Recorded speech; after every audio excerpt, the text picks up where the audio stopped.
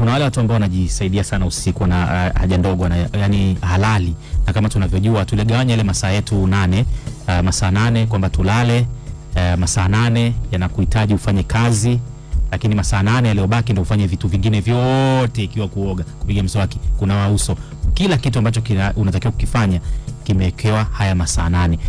Iwapo utayapunguza 8 mara 3 unapata 24 katika masaa 24 ya siku, masaa 8 utumie kwa ajili ya kufanya kazi za watu za kukuingizia kipato. Masaa 8 yaliyobaki yatumie kitandani umelala fofofo, yani ile deep kabisa, na masaa 8 yaliyobaki ndio vitu vingine vyote, kuchati na Farida. Naona Farida mmekaa. Ndio hayo masaa 8 yaliyobaki. Sasa umletee mnana. Umeona rozota. Rozota. Na umeleta. Na kuangalia. Anapojua kama chifu una Saida na kuangalia sababu sasa simleta na spoleta na kuangalia kwa juu hivi.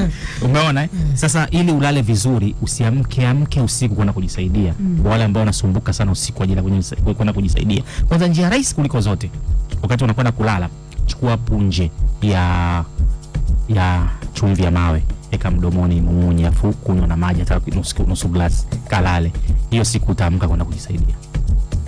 Jaribu leo, alafu utaleta, yani hiyo siku utakayofanya hivyo utaamka kwenda kujisaidia, yani utalala fofofo. Ushaelewa?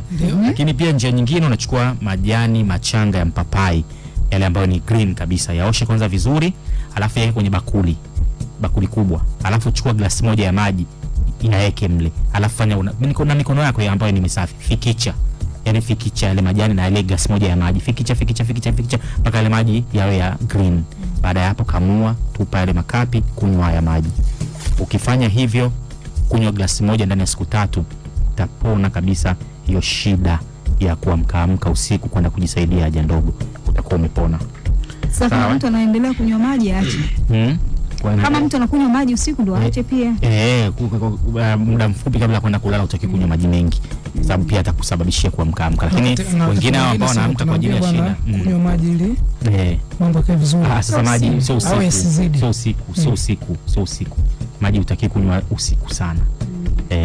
Yani angalau wakati kwenda kulala hata glasi moja si muda mfupi kama glasi moja, kitu ile gudu itakusumbua. Lakini kama una shida ambayo inasababisha wewe uamke usiku, utatumia hiyo chumvi ya mawe punje moja, kuweka mdomoni na kuimumunya na kuimeza na maji, au utatumia haya majani ya mpapai kama ambavyo nimeelezea hapa. Hiyo shida wewe kuamka usiku mara nyingi itakwisha ndani ya siku 3.